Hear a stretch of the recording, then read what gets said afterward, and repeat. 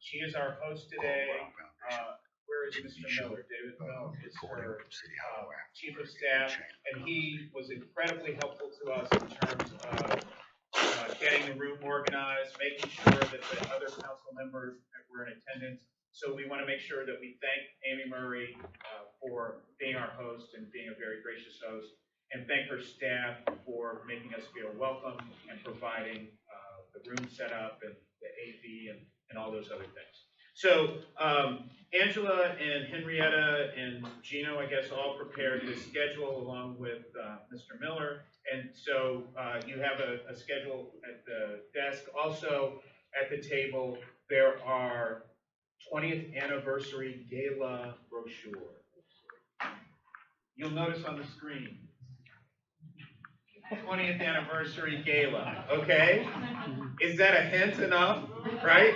Okay, it's May 20th. Please make sure you come. It's really gonna be a fabulous evening. And guess what? You're gonna hear more about it later today. Okay, so let's give a big round of applause for our host, Council Member Amy Merrir.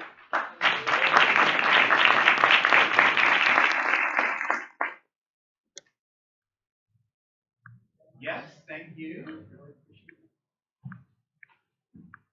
Good morning. Good morning. Thank you and welcome to City Hall. We are so glad that you are here. So just a show of hands, is this anyone's first time to City Hall?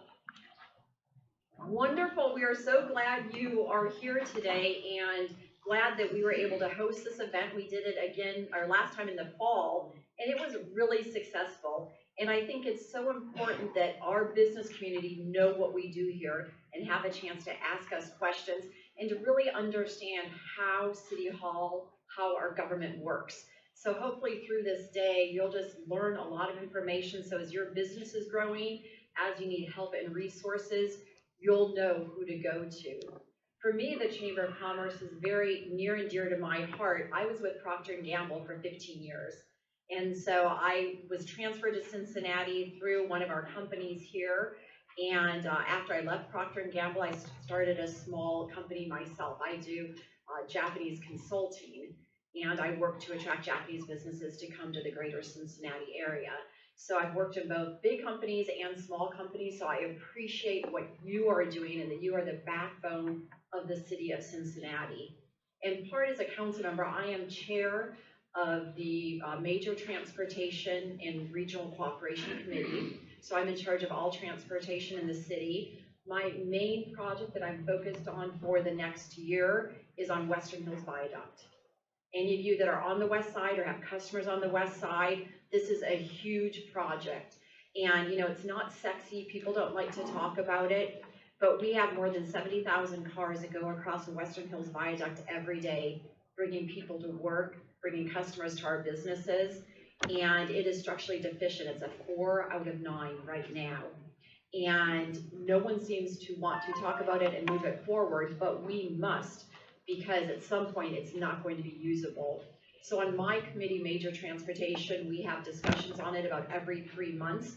I've been working with the county commissioners, and it's one of those things like MSD where it's, does the city own it? Does the county own it? Who's in charge of paying for it? But the point is we all use it. City people use it and county people use it, and we need to work together to solve the problem. It can't be pointing fingers. It's going to cost about $300 million to replace, and about 20% of that will have to come from matching funds here. So I'm committed that the city and county will work together to get this bridge replaced, because we need to keep it, it's a viable business source. So for me, that's a huge project that people don't like to talk about, but it's important. I'm also, and I wanted to introduce, so David Miller, Eric Craney was nice enough to introduce David Miller, he's my chief of staff, and then Lauren O'Brien does all my constituency work. And Lauren is going to be passing around a sign-up sheet. I send out a newsletter every month from City Hall that tells you what's going on at City Hall, what's going on in the city, so if you're interested in different programs. Also, there's a Xbox there I have that says Western Hills Viaduct. If you are interested in the Western Hills Viaduct and want updates, please X that off. And what we'll do is when we have meetings here on Western Hills Viaduct, we will let you know. Also, when we need to start going and getting state and federal funding, we're going to need people to come and to be solid for that. and to help raise the voices and say, we need this replaced. So we will let you know when those times happen. So if you could fill that out. We're also passing around sheets. I have a card that tells you everything you need to know about City Hall, any numbers that you need to call. If you're having problems with water, if you're having problems with your roads, it gives you all the frequently called numbers. As a business person, or if you live in the city, if you have a problem or issue, call me. My number is the first number on there, and we are there to serve you. So if you have any issues or problems, ideally, we're working with our departments to increase customer service. So that if you're building, if you're talking about economic development, we are hoping you get the customer service you need from day one. But if you have questions or problems, give my office a call. That's what we are there for, to help you work through anything that you might need at the city. So I wanted to make sure that we have lots of time for questions. I would encourage any of you, at the end of the day, we have council. So what happens at council, every Wednesday we have council. At 1:30, we have public comment. Anyone is allowed to come and speak for 2 minutes on any topic you want. So if there's something near and dear to your heart, even if it's not on our agenda, please come and speak, because we really want to hear what you have to say. And if there's topics that we really think are pressing, get other people and come and speak, because your voices mean a lot to us. So that's what we need to hear. I try and get in the community a lot. I've been to all of our neighborhood councils every year, and there's 52 of them. So the council members you meet today, we don't represent a district, we represent the entire city, all 52 neighborhoods. And I used to be president of my council, so I believe it's really important that we need to be out there in the community, because what Hartwell needs is different than what Bond Hill needs, is different than Riverside, is different than Mount Washington. So you need to really understand what every community needs. The other point I want to offer is I love to come out and talk to businesses or communities. So if you're a business, if you say, you know what, we're having a brown bag lunch and we have 5 people, we'd love you to come and talk about what's going on in the city. Maybe if your office is downtown and you want to know what's going on with the streetcar. It's chair of transportation, I know a lot about that. So let me know if you ever want me to come out and speak to your organization. The last point I was going to talk on before I open it to questions is chair of transportation, I'm really working on buses. So as I'm out talking to the neighborhood community councils, what I find, people are really concerned about the ability to get from their home to work. That's a big problem, and they've cut bus service, and so it's harder now for people. And where it used to be you could catch a bus every 2 or 3 buses every hour would come, now 1 comes per hour. And if it's going to take longer than an hour to get from where you work to home and you have to come down to Governor's Square, people give up, people can't do it. We have people that want jobs and can't get to them. So I'm really committed that we need to look at our bus system. 3 years ago when I took over as transportation chair, we didn't have a rideshare company like Uber and Lyft. No one had heard of that. Look at how it's changed our marketplace. So we can imagine what's going to happen in 5 years and how we can do a better job of getting people from where they live to where they work. So those are things that I am really committed to as chair of transportation. But I wanted to take a moment and open it up if you have any questions for me. I'm vice chair of budget and finance and vice chair of economic growth. And so I'm just so happy you are here today. I hope it's an exciting day. Council starts at 2 o'clock if you have a chance to come up. And you're welcome to come to council, and then after 15 minutes, if you want to leave, that's just fine. You don't have to stay for the whole session. Our council meetings are sometimes half an hour, more often they're 2 or 3 hours, sometimes they're 8 or 10 hours. So we never know, depending on how many people come to speak and how long it is. So I'm a mom of 2 boys, and when I have council, I always tell my husband, I may be home to cook dinner, and then I'll text him and be like, okay, I'm not even gonna be home for dinner. I might be home for bedtime, I'm not sure. So, it's one of those jobs where you just have to be flexible, but thank you so much for being here today. And I'd love to open it up if I have time for a few questions, to see any questions that you might have on the day or on anything going on. Yes? You're talking about the grades, you were saying about 300 million. Yeah. And 20% of the city has to go with 60 million. I guess, and also based on, or based on they figure versus, have you projected, or the city projected for when the F-1 which have to be happened, I guess the dollar figure is based on today's dollar versus if it's 3 or 4 years down the road, that's what additional cost factors for not more money from the city. Great question. So the question is on for the Western Hills Viaduct. If it's $300 million, is that in today's dollars? So we actually have that built out through the project life. This is such a good project that we just started the planning phase of it. We will probably not actually get to construction until 2025. But so we're looking at the dollars for that time period. So it'd be 2025, and it would take about 2 or 3 years. What did I say? I think by then we'll all have sorry. Eric, where's the coffee? I think by that point, who knows where we'll be. We'll be in flying cars, the Jetsons. Sorry, 2000. Scratch that. 2025. 2000. So we already are looking out at that point. So right now we're pretty sure that it will be $60 million for the city, and so we're looking at the future dollars of what that would take. And we're trying not to have to shut it down at all so that we can replace the bridge next to it and keep the one going so that people can keep commuting. So this is a long-term, decade-long project to get through, but we are committed to moving it forward. Yeah, Zola. Councilwoman Merrir, I wanted to thank you for always supporting the plight of women and African American businesses. And I have a request. It'll be the same request I'm going to ask for every council person that I speak with today. So we now have a minority business program. However, we have yet to receive specific spend data for minority business.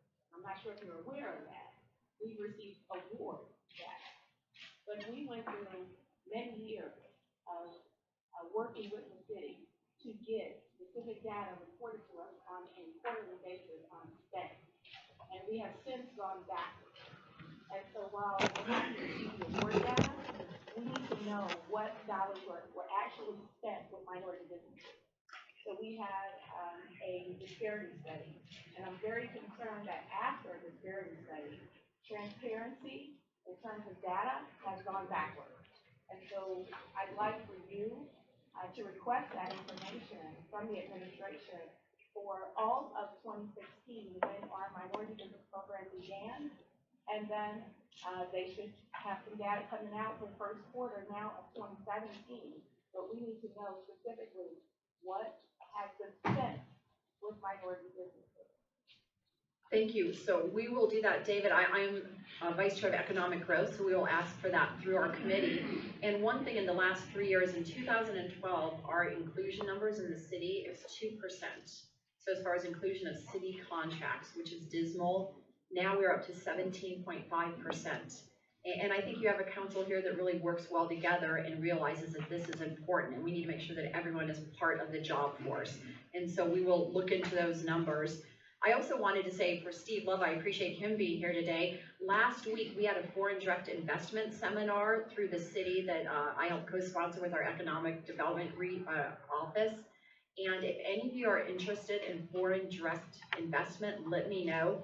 We have more than 450 foreign-owned companies here in the greater Cincinnati area that employ 55,000 of our residents.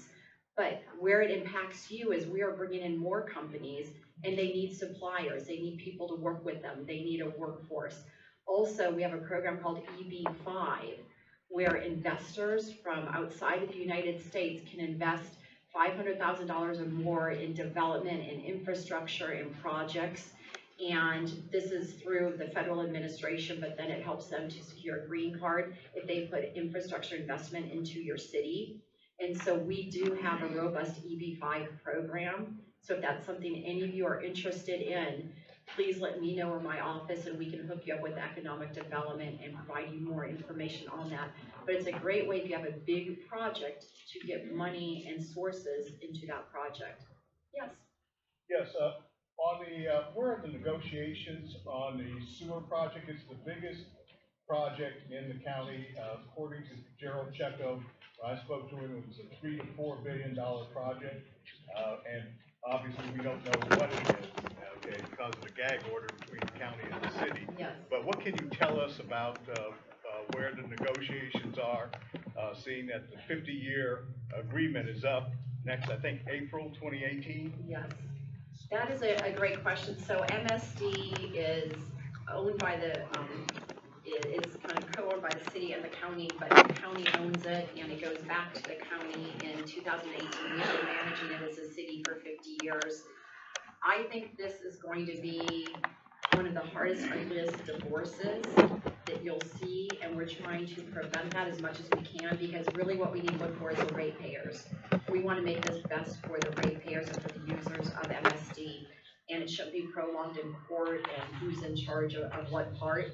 So I know that there's negotiations right now going on between the county and the city of how we can resolve this, so when 2018 comes, we have a plan in place. So I think all of the elected officials are really concerned about this because, as you know, your water rates have been going up, and that's because of the consent decree. So the federal government put on a consent decree saying you have to fix your sewers. It's $3 billion. So rates are going to go up because of that. We don't need them to go up because of inefficiencies, though. And so we need to make sure that we handle whatever it looks like going forward in the best possible way. I know that the county is interested in taking a large role in it once the city contract is up, but we are in negotiations, and as you said, there's a gag order on it right now, but I know that people are working well together to try and make this go forward. As chair of regional cooperation, I worked with the president of the county commission, Todd Portune, and 2 years ago, we started having regional cooperation meetings. We had never had those in recent history. And so we take turns. The county commissioners were actually just here last week. And we have meetings with all the city council members and the county commissioners quarterly on topics that are really important to the people of Cincinnati. Well, we had one on heroin. This last week it was on litter, because litter right now in the city on the off-ramps, we keep hearing about it. It's something we have to work on together. MSD obviously is the largest one of those, so you will be hearing more. It's close to everyone's heart. We're just trying to do what we can best for the ratepayers.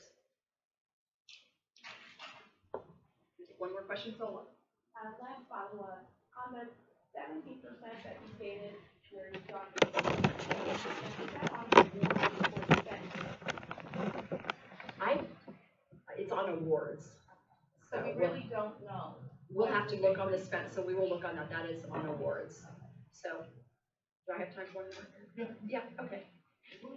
Questions are, I'm not sure if I understand, you're saying this far as 17%. Is that number not broken down? I know you're saying minority, but is that broken down as far as universal? Is that understand as far as what, or black on this, you have female, or is that 17% in minority in general versus actually broken down? Well, I think that's what Zola's asking about also. So we need to get that information broken down so that we can get it to you, whether it's women-owned minority companies, male-owned companies. We need to get that broken down. So that's what I'm going to ask for. Yeah, that's what I'll ask for. Okay, big round of applause. Thank you so much.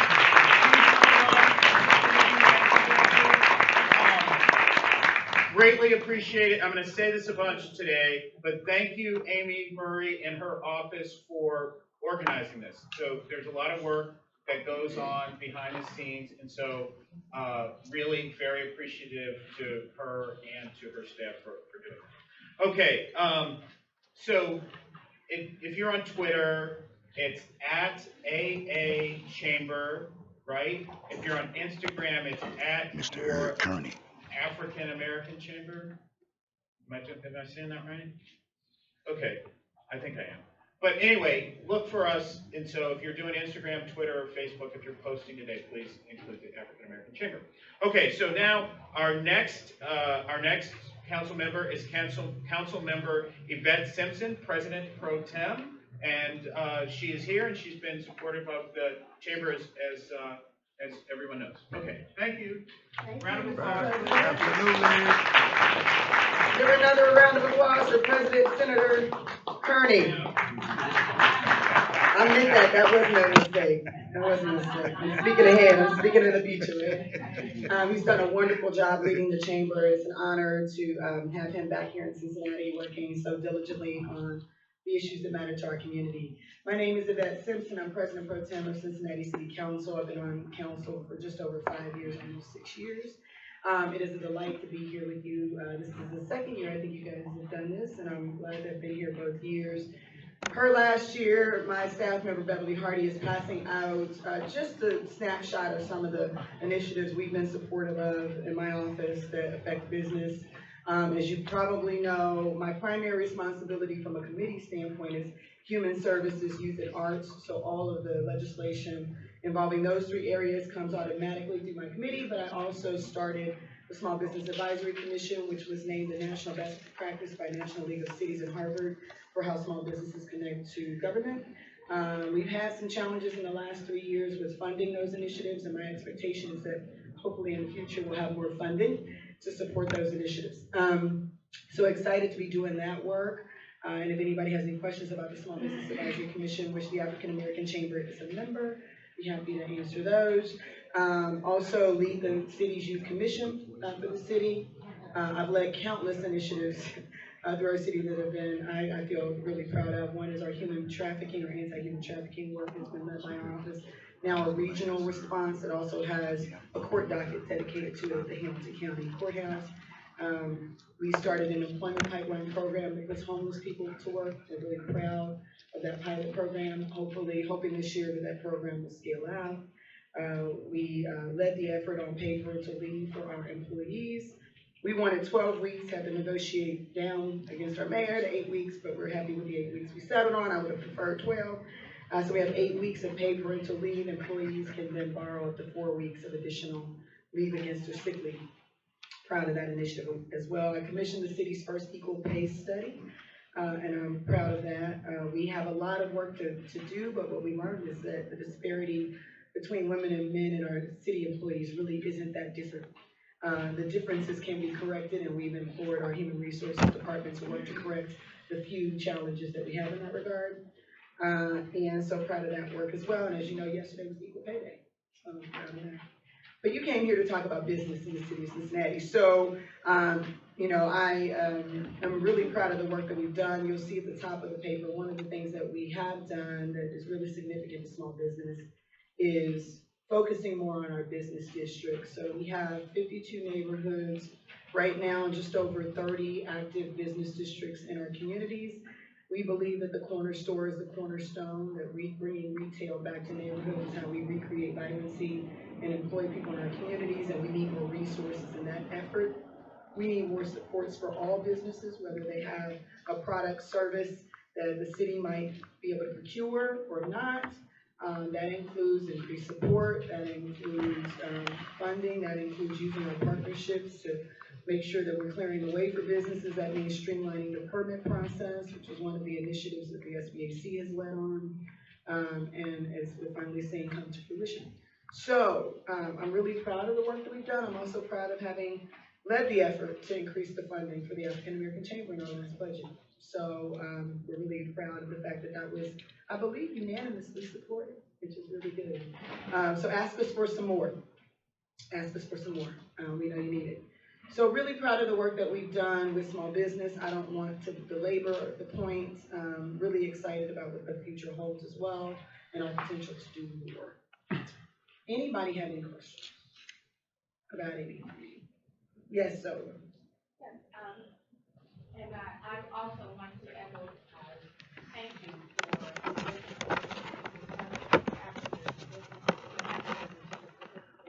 supporting all the initiatives that's on the board.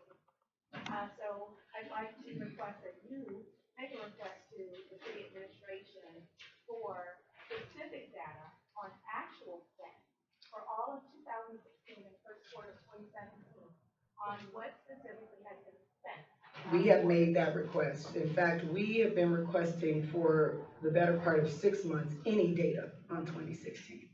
And so we made our request more specific. We have a motion actually to circulate in council. I think it's that would be referred to specifically ask for the call out of spend versus award. So let me just break this down for you all so you understand what's happening. So previously we always reported spend. Spend is the only thing that matters because, as you all know, as businesses, you can't spend an award. Anybody ever tried to go to the store and spend an award? You ever try to spend a contract? A promise for a future contract? Can't spend it. Doesn't count until you get the money. And so what happened is, what it appears has happened is when we shifted to an MBE program, rather than reporting spend in the MBE program, we're only reporting award. Now here's the problem with that. You can give multiple awards for one project. You can. You can give an award for a contract and never actually fulfill the contract. You cannot spend it. So award really isn't helpful.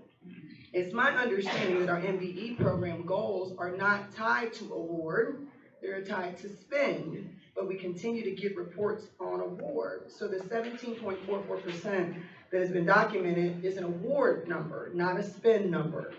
The only spend numbers that we've gotten per my request were for the SBE program. As you know, we now have an MBE program. The SBE program, we got ethnicity spend for the SBE program, and that number looks like 3.74%, 3.7%. That's less than it was in 2013 under the SBE program. Do I believe that no money was spent under the MBE program? Of course not. I think there was money spent. I just don't know what that amount is. I'm a council member and I don't know what that amount is. And so I've been very clear with the administration that, and we were just talking with Markia Carter this morning, that we want to know and we want the city to report on spend. We didn't used to report on awards, so to make a comparison, and I know that my fellow council member was just repeating what she heard, but to compare a spend number to an award number is not a right comparison. You can only compare spend to spend. That's the only apples to apples. But because we don't have spend data, we have nothing to compare it to. So it's really important for us to make sure, and thank you, Zola, for your advocacy on this, that we demand that we get the real numbers of spend. You can have, I mean, your award data can be 3 times or 4 times the amount of the actual award.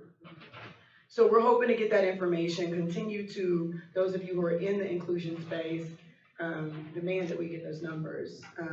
And because we can't move forward and know the efficacy of the program until we know what was actually spent. We also want to discourage any reliance on an award number, because what does that encourage?